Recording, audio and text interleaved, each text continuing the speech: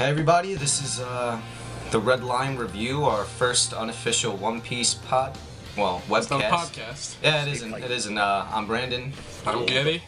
And here we are. I want to dedicate our first episode to the first half of One Piece. I was thinking maybe we'd discuss, like, I don't know, maybe start out with, like, our favorite character or something. Yeah, you know, there's a lot of ground to cover, but, you know, you don't just want to dive right. You don't want to dive head first into the shallow pool. I know I use that aphorism. What are we up to, chapter, like, 673 now? Huh. Maybe a little higher than that. We would assume anybody who's watching this is probably up to date, but just to be safe, I figure it's probably best to start from the beginning. Most likely my friends will be watching this and they are not up to what we are up to. So, why don't you like talk about like your favorite arc or something and like how it contributed to like the continuity of the series or something like that.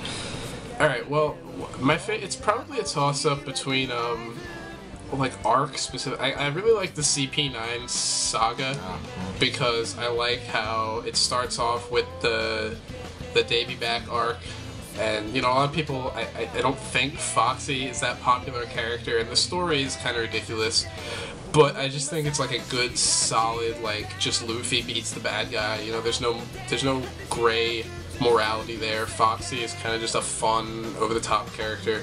Yeah. Gets a little bit racist at times, which is kind of suspect when he's talking about wearing the afro and being like a soul brother, and that doesn't really sit right with me. But I just like this way. Which is probably why it was negatively. It got a lot of negative reviews. But I do like how it leads right into Aokiji's first appearance, and it, you know, indirectly leads to the creation of, you know, the gears and everything. And CP9 is just a great story, you know, when Luffy defeats Lucci, and even everything leading up to that. You've got some great scenes like Zolo. Real quick, should we address the Zoro thing? Yeah, we probably should. Yeah. We prefer to say Zolo because, you know, One Piece is a great story. Yeah. It's very unique, but it bugs the crap out of me that Oda named one of his main characters the name of a character that already exists in fiction and is more iconic. More iconic in America, at least, and other countries, than probably One Piece's Zoro will ever be. And I just think we just think Zolo sounds cooler, and even though even though it was mentioned in the 4Kids dub, which we're not even going to get into how horrible 4Kids was, but the fact that it gives it the character, you know, a lot more individuality, we just prefer to call him Zolo. Zolo just sounds cooler, like, personally, I think, but, anyway, you've got like that awesome scene with after Zolo defeats Kaku, and it's kind of like you see that like Kaku really kind of liked working with the shipwrights and everything, and I just think that's like a really nice little exchange of dialogue that they have when Zolo says you're fired. Kaku kind of just laughs and then passes out or whatever. And Luffy defeating Lucci is one of my favorite scenes from the series because like there's so much emotion in it. It's also like a great action scene, but it's just like Lucci has some great lines about how he's gonna kill everybody and how he's like they're going to hell, and he's so sure of himself, and just to see him get like knocked through the wall, his teeth are all missing, he just gets the shit kicked out of him. It's awesome. So I really like CP9. Plus, you know, at least the Straw Hat's getting Frankie, who's my favorite Straw Hat. It's a great story. It's got those great, like, emotional One Piece moments and some fun villains and. Well, my favorite. Well, first off, I'm just gonna have to go with the fact that my favorite character is Sanji. I know it's a little generic, you know. Everybody loves the Straw Hats. Of course, like 6 out of the full 8 of them are on the top 10 popularity poll. Yeah. But Sanji, you know, has always been my favorite character. The ladies' man, cook. You know, his backstory was one of my favorites. I'm just gonna put that out there for any of you guys. My favorite, I guess, since we're going with sagas now, hands down's got to be Whitebeard War. I mean, dude, personally, just everything about it. First off, the fact that everything tied together so well with how, well, of course I'm gonna have to get into Ace now, because how Ace was, you know, met up with Luffy back at, you know, Alabasta, and how, you know, Ace was looking for Blackbeard at that time, and, you know, because Blackbeard killed one of Whitebeard's crew members, and for the Devil Fruit, and, like, everything flowed together so perfectly. And once he actually lost his battle against Blackbeard and was sent to Impel Down, and essentially Blackbeard was actually going to end up going back to Impel Down later on in the future to gather his crew. It's just so everything and came it's like you together said, so like perfectly. we only see like a little bit of Ace throughout the series, but to see a story that is so like shrouded in mystery for so long, and it's kind of like this little subplot erupt into like the most climactic battle the series has ever seen. And don't get me wrong. I mean, that definitely was my favorite arc, the Whitebeard War arc, saga. The Marineford arc was definitely the best in my personal opinion, because you've got the 3 admirals there, you've got every vice admiral there, you've got, of course, the 5 warlords at the time there. And we finally see Akainu for the first time. We finally see Akainu. We've got so much going on. Then you've got, you know, Whitebeard and his crew and his badass crew, and then, you know, the other, I don't know, 16 allies that he brought with him. There's so much like raw emotion in that story. Like, oh yeah. Personally, I'm a bigger fan of the manga than the anime. I just think it's the art is better. It's, you know, exactly how Oda intended it, with no filler or anything.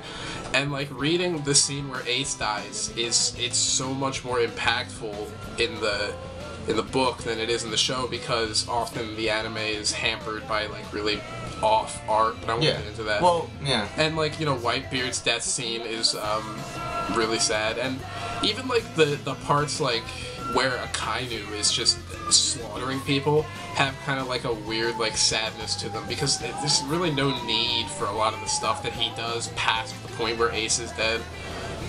Well, yeah, definitely. I'm gonna have to, like, don't get me wrong, I love the whole series as a whole.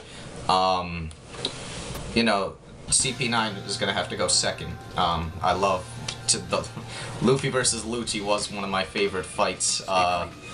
But you know, just to have so much going on, to have the fact that the Whitebeard War actually have my ability to question whether or not One Piece will ever get as epic as the war, it just boggles my mind, because you've got Ace and Whitebeard's death, of course. And also, for me, one of the best aspects of the war is it really validates Akainu as one of the most like effective villains, I think, in any form of fiction that I've read, watched, whatever. Because on the surface, I think he seems like your typical anime villain, like he's ruthless and goal-driven, whatever. But he's so conniving, and he's so confident about it. Like when he's taunting Ace and he draws him back into the battlefield, even though he could have just left, and he's talking about now he's able to, and how he tricks Squardo into actually attacking Whitebeard. Also, like, and then you find out that he and Sengoku had this whole plan all along. But also the fact that when he's bad-mouthing Whitebeard, he really believes everything he's saying. Like, you know he does, because he hates him as a pirate. And I just think that makes it really effective. And obviously, he's the first character we've seen actually kill somebody. He's definitely my favorite bad guy villain of all time. He makes my top 5 list of favorite characters. And the fact that he doesn't care. The fact that he's a Marine who's supposed to have all these morals about justice and things like that, and yet goes around killing even his own men and willing to kill one of my favorite scenes. One of my favorite scenes is when that guy is trying to leave and he says, "I gotta get back to my family," and it kind of just says, "Die with honor" or whatever, and just kills him. Like that's like a whole other level of ruthlessness that could conceivably be a little cheesy in the wrong hands, but you know. I mean, definitely one of my favorite scenes of Akainu is when.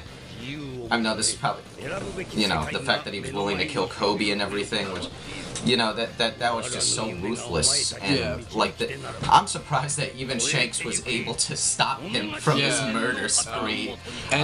But also, like, you do see, as I know we were going to talk about earlier in the series, but if you've been up to date with the current stories, he does have, like, a human side. I mean, he let Aokiji live during their fight. Yeah. So, like, he's more complex. He has a little bit of respect. He's more complex than just this crazy guy, and one of the most disturbing scenes from One Piece, if not really, like, I guess the only disturbing scene, is from Marineford when he's standing over one of Whitebeard's pirates, Curiel, and he's screaming, and he's all bloody, and he's like, you see Curiel's body all scorched at his feet, and he's screaming about how they can't let any pirates get off the island, and that just really resonated with me for whatever reason. I think it's a really effective scene. There's like flames in the background, and he just kind of walks out Diesel-like, and that was definitely one of the most badass scenes of One Piece. I have to agree with you on that. Akainu is a great character, I guess, is what you should take is away where from we and that's where we kind of go off. I neglected to identify my favorite character. My favorite character in One Piece,